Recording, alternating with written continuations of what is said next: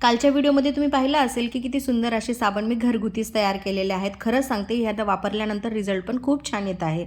तर आज नवऱ्यानेच मला सकाळी एक प्रश्न विचारला, आता तो कोणता प्रश्न आहे तो व्हिडिओमध्ये तुम्हाला पुढे कळणारच आहे। त्यानंतर तुम्ही बघू शकता की आता इथे सकाळी सकाळी दूध आणलं होतं, कारण चहा पिल्याशिवाय एवढ्या थंडीमध्ये काम करणं माझ्याने तरी शक्यच नाही।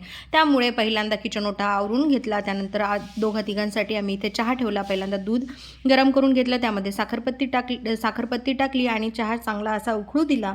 उकळल्याच्या नंतर तो कपामध्ये ओतला आणि सगळ्यांनी पहिल्यांदा तर चहा घेतला आणि अजून एक मी तुम्हाला एक गोष्ट सांगायची आहे, अजूनही कपानं मोजून ठेवल्याशिवाय चहा मला जमत नाही। आता नवऱ्याने हा प्रश्न विचारला होता की तू या साबण जो बनवलेला आहे त्या साबणीमध्ये पिअरच साबण का वापरली?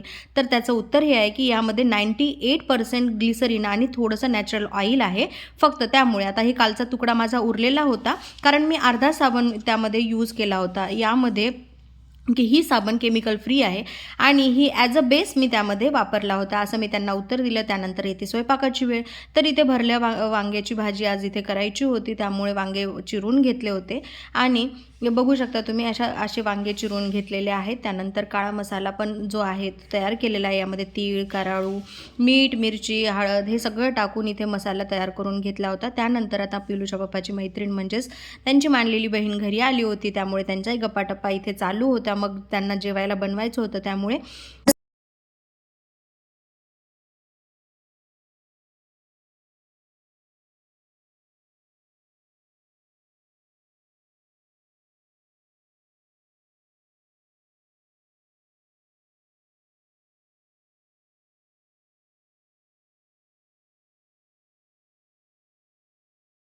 सोबत झाली होती आणि आता फक्त जेवायला बसायचं होतं। सगळं झाल्याच्या नंतर आम्ही जेवण सोबतच केले। व्हिडिओ कसा वाटला कमेंट सेक्शनमध्ये नक्की सांगा आणि हो, माझ्या चॅनलला सबस्क्राईब करा। बाय।